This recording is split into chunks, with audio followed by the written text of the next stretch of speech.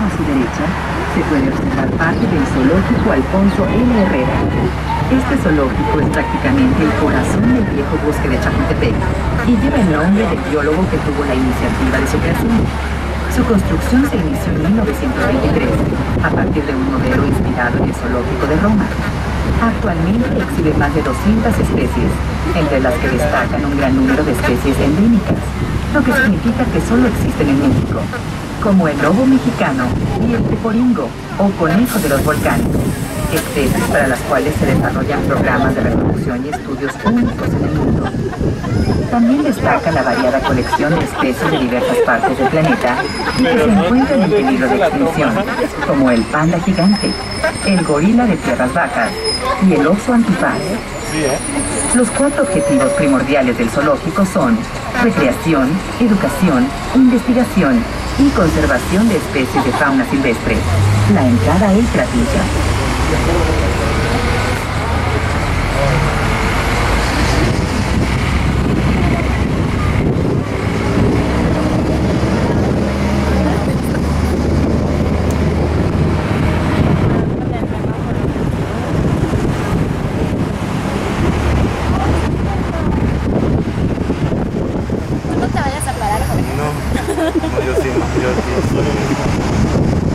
Con el semáforo.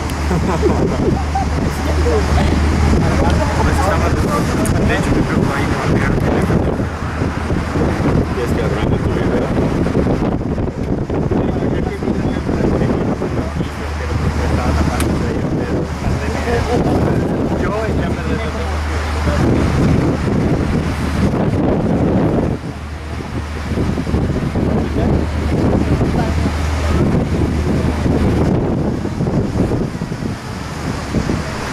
Parada Museo de Arte Moderno.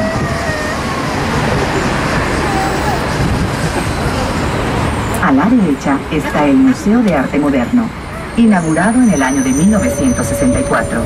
Es obra de los arquitectos mexicanos Pedro Ramírez Vázquez, Rafael Mijares y Carlos Casares. Ocupa un conjunto conformado por 2 volúmenes separados, uno circular y otro en forma de guitarrón. En 6 de sus salas se exponen colecciones del Instituto Nacional de las Bellas Artes. Cuenta con exposiciones permanentes de pintura y escultura que van de los clásicos mexicanos del siglo XX hasta los abstractos del mismo periodo. Además, tiene áreas verdes para exposiciones al aire libre.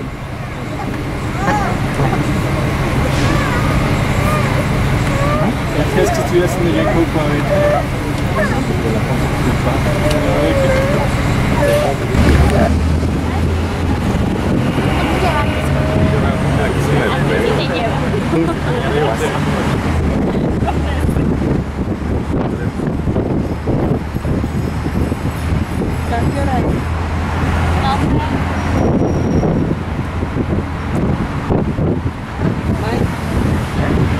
La gran torre que se aprecia a la izquierda es el edificio conocido como Torre Mayor. Es el rascacielos más alto de México y Latinoamérica, con sus 225 metros de altura, y es reconocida además por su sistema de seguridad y la alta tecnología que alberga. La construcción de la Torre Mayor del Paseo de la Reforma inició en 1999 y finalizó en 2003. Tiene 54 pisos en total y un espectacular mirador en el piso 52.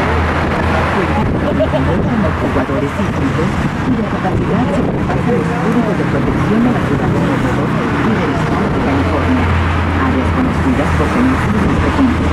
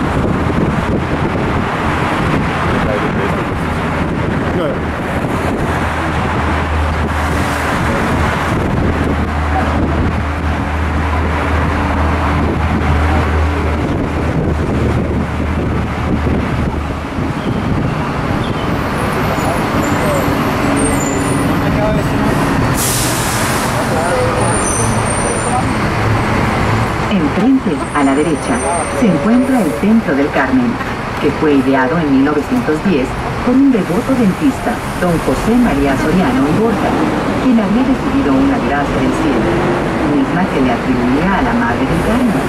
Los planos fueron encargados al arquitecto Luis G. Olvera, y en 1912 se inauguró la ermita, a la cual la gente comenzó a denominar La Sabanita. En 1937, el doctor hace gestiones para que su pequeña iglesia pasara a manos de los padres carmelitas, petición que fue escuchada. En 1942, se piensa en la edificación de una iglesia más grande, y en ese mismo año se coloca la piedra de la nueva iglesia, que debido a varios contratiempos alargó su construcción. Inclusive, un incendio en 1952 amenazó seriamente la realización de la obra.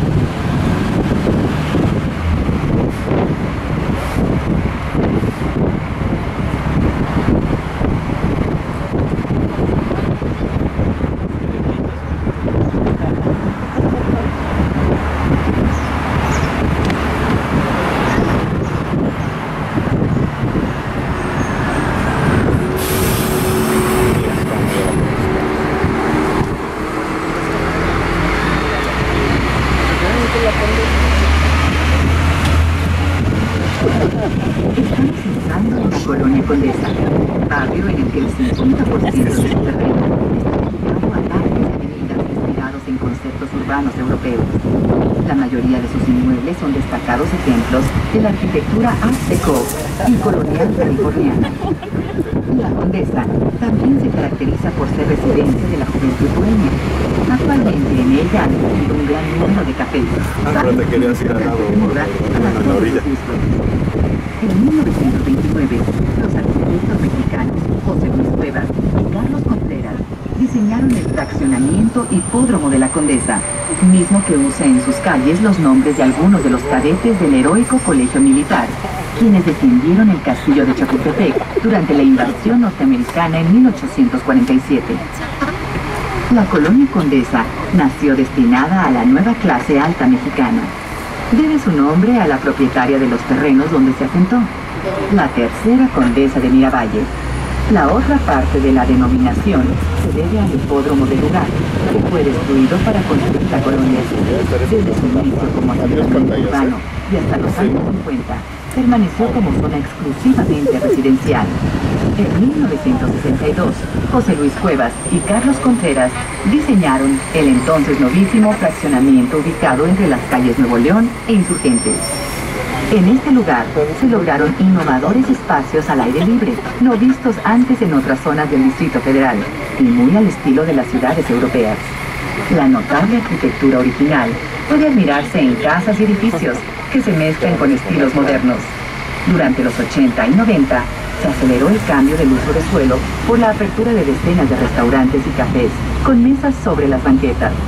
Esto, unido al gran número de intelectuales y artistas que fijaron su residencia en el rumbo, ha dado a la Colonia Condesa un aire bohemio. Así, la Condesa es una de las colonias más activas y tradicionales de la ciudad, y lo más recomendable es caminar por parques y calles, curiosear en las tiendas y sentarse a disfrutar de un café o una deliciosa comida en alguna de las terrazas de los restaurantes que inundan la zona.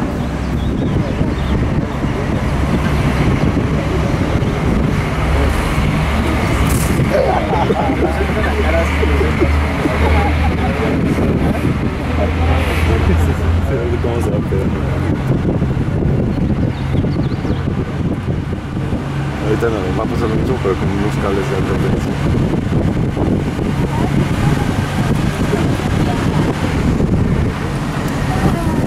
Está muy abajo.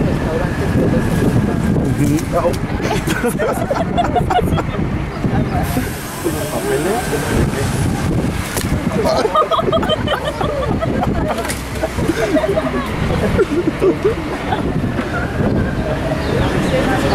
voy a prestar el video para que se los enseñes.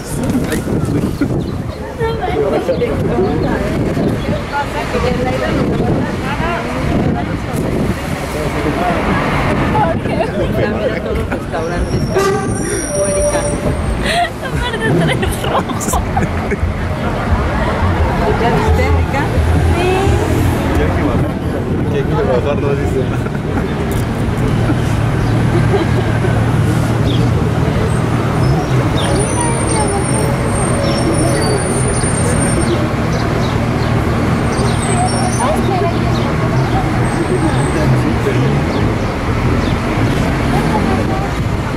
Parada Condesa. Parada Condesa.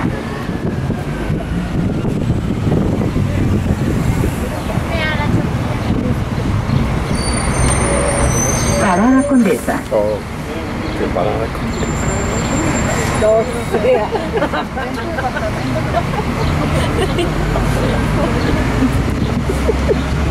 Vas a subir aquí a tus clientes pegando por la mano. No quieres que te demanden, ¿verdad? Quizá la Condesa no tenga mucho en cuanto a monumentos y museos se refiere, pero en esta colonia donde las calles también llevan los nombres de las ciudades más importantes del país, usted encontrará múltiples opciones para recrearse, como el Parque México o el Parque España. En cuanto a la propietaria original de los terrenos, podemos decir que María Magdalena Dávalos de Orozco de Prevuesto, nacida en 1701 y convertida en condesa a los 20 años de edad, no tiene en las casi 60 hectáreas que abarcó su hacienda una calle que lleve su nombre, ni una cripta, ni un cuadro que revele su rostro. Es casi una leyenda. No se sabe mucho de la condesa. Se sabe que fue tercera en la línea sucesora que incluyó a 5 condes de Miravalle entre 1690 y 1822. María Magdalena hereda directamente por su condición de primogénita el título nobiliario concedido por el rey de España, Carlos II. Casada con Antonio Prevuesto, heredó a los siguientes condes de Miravalle el apellido de su marido. Una de las últimas descendientes rastreables, Manuela Prevuesto y Casasola, fue esposa del 10º presidente de México, Miguel Barragán, entre 1835 y 1836. Actualmente el apellido Prevuesto ni siquiera figura en el directorio telefónico de la Ciudad de México. Con la independencia del país, se prohibió el uso de títulos nobiliarios y se hizo difícil seguir el rastro de aquellas familias que los tuvieron. Sin embargo, se sabe que la condesa tuvo propiedades en el occidente y centro de la Nueva España, mientras que en el Valle de México fue dueña de los terrenos de las actuales colonias, Condesa, Hipódromo Condesa, Roma y Escandón, así como del Palacio de Miravalle, que tuvo distintos propietarios hasta ser restaurado en 1988 por los actuales dueños del Bazar del Centro.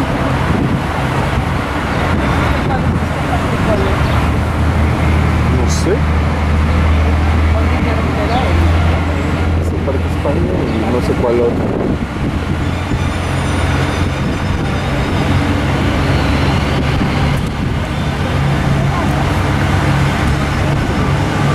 A la izquierda, encontramos el Parque España, que se inauguró como parte de los festejos del primer centenario de la independencia. En realidad, la gran explanada en donde se asienta esta gran área verde era la plaza del acceso al antiguo hipódromo de la Condesa, el cual se demolió para construir en 1927 este exclusivo fraccionamiento. Destacan en los alrededores del parque construcciones de arquitectos como Mario Pani o Francisco Serrano. El Art Deco también se hace presente en los edificios habitacionales de la Avenida Nuevo León. Es la pastelería donde van a meter. Donde ven, ajá. Ahí es el rojo y blanco.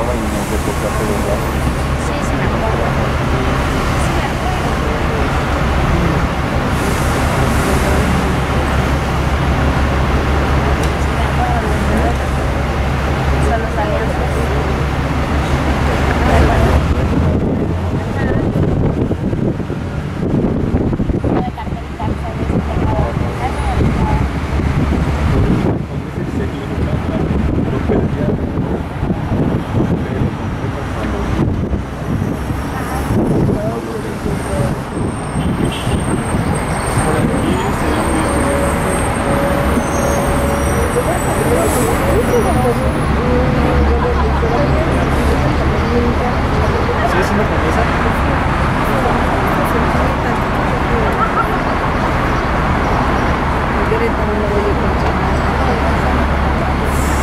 Y mi mamá, no, está libre. Mi mamá se de calor y de pijamada. Sí te sale muy bien. Parada Plaza Villa de Madrid. Parada Plaza Villa de Madrid.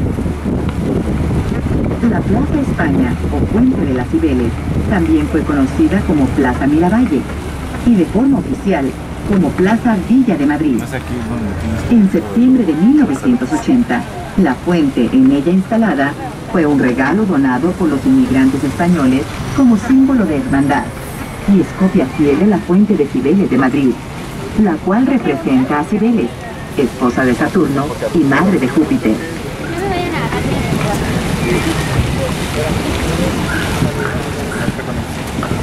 Sí.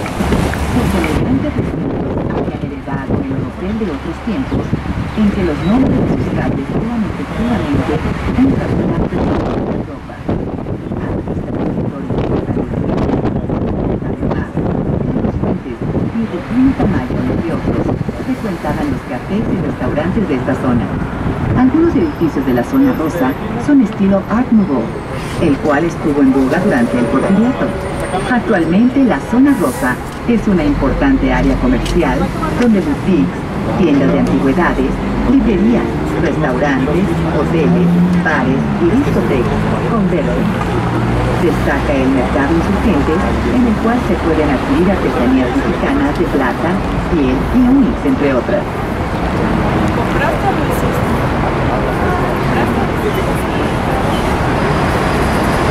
El Monumento a la Independencia, que vemos al frente, es sin duda el monumento más famoso y representativo de la ciudad. Presenta una gran columna de 32 metros de altura, coronada por una victoria alada. Inició su construcción en 1902 y fue inaugurado en septiembre de 1910 para las fiestas del centenario de la Independencia. En las esquinas de la base del monumento se encuentran 4 esculturas femeninas que representan la paz, la ley, la justicia y la guerra. En el siguiente nivel aparecen las esculturas en mármol de los héroes de la Independencia de México, entre los cuales podemos mencionar a Miguel Hidalgo, José María Morelos, Vicente Guerrero e Ignacio Allende.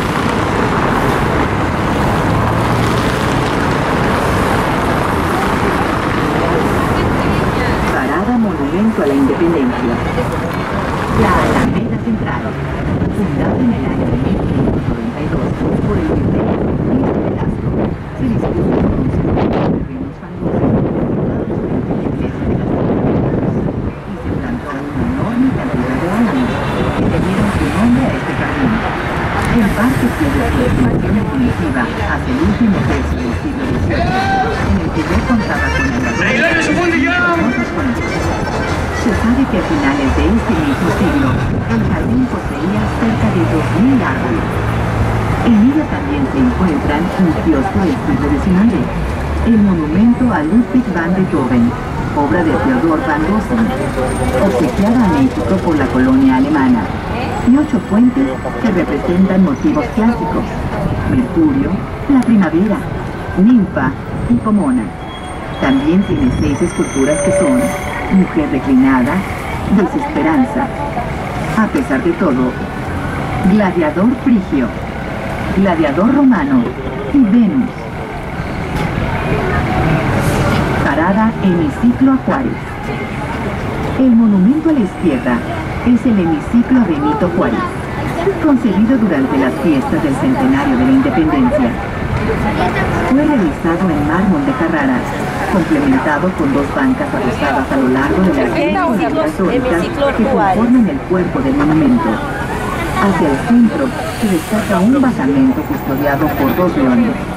En su parte superior está la estatua de Benito Juárez, flanqueada por una victoria alada y por una estatua que representa a la libertad con su antorcha. El monumento mide 7 metros de altura y pesa 70 toneladas. Su construcción abarcó un periodo de 10 meses, siendo develada el 18 de septiembre de 1910.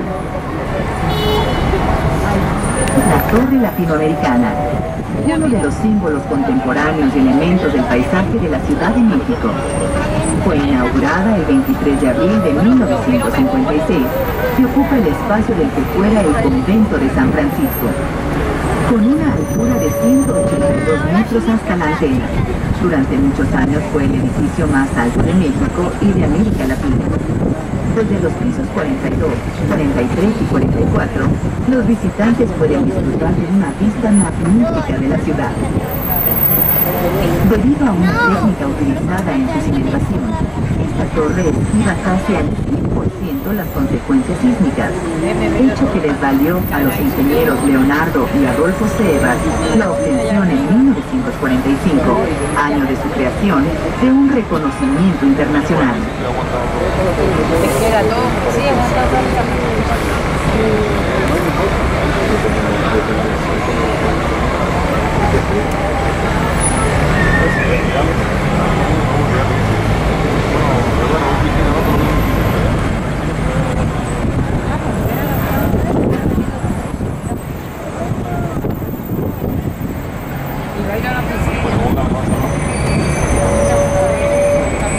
No, yo quiero ir a mi piscina. Ya la semana que viene ya puede. Mira, ya la semana que viene ya puede. ¿No viste, Eduardito? Ay, yo quería. No, dime no, que falta.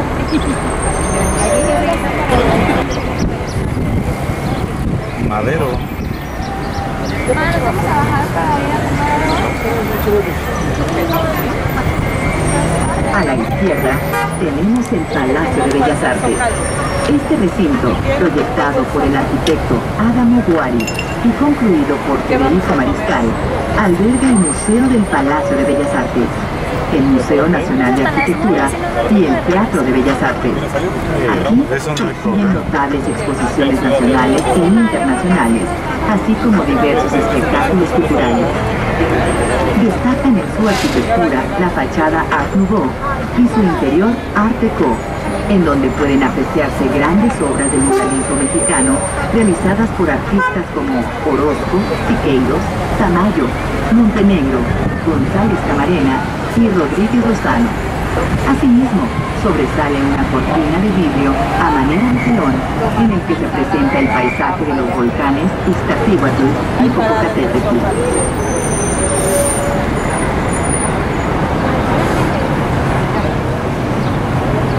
Su construcción inició en 1900 para conmemorar el centenario de la independencia.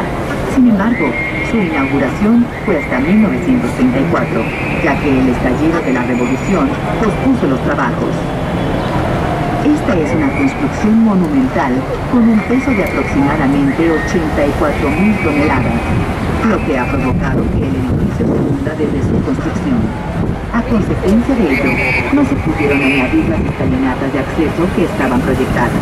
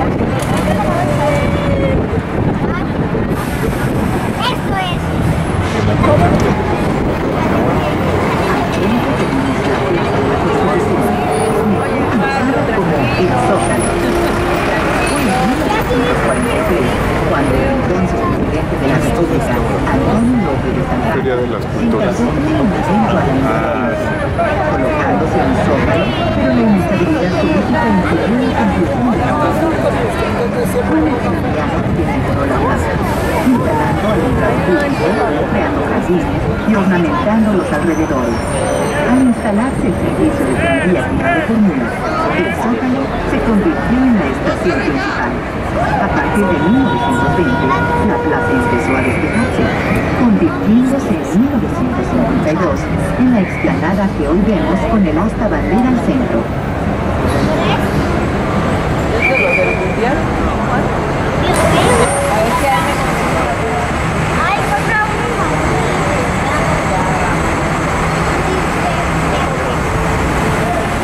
Veo.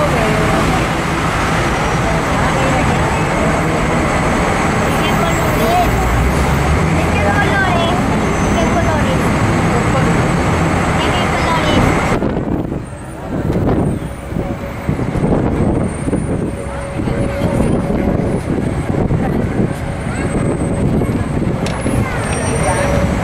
¡Pública de Corea!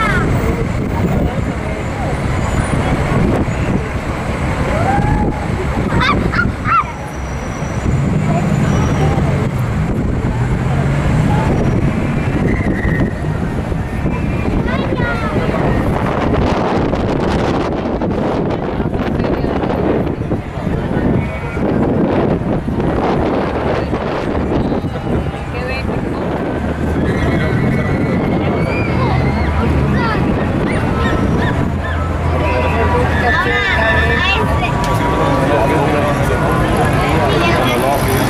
A la derecha está el Palacio Nacional, mismo que se ubica en el terreno que albergó las casas nuevas del emperador azteca Moctezuma, en donde se estableció la amistad con el rey Luis de Velasco. Se construyó con el resultado de la demolición del palacio. El presidente Porfirio Díaz logró colocar sobre el balcón central el antiguo estilón de la parroquia de Dolores, conocido como la Campana de Dolores. Además, modificó la fachada de acuerdo a la influencia francesa de la época. Desde la independencia, el Palacio Nacional ha sido sede del Estado en sus diversas facetas y en la actualidad es la sede de la Presidencia de la República Mexicana. Es uno de los edificios más importantes de la ciudad y del país, desde el punto de vista político, social e histórico. Alberga además en su interior una serie de murales alusivos a la historia de México, obra del famoso pintor mexicano Diego Rivera. A unos pasos a la izquierda de este edificio se ubica la zona arqueológica de lo que fuera el Templo Mayor de los Aztecas, la cual puede ser una visita de gran interés.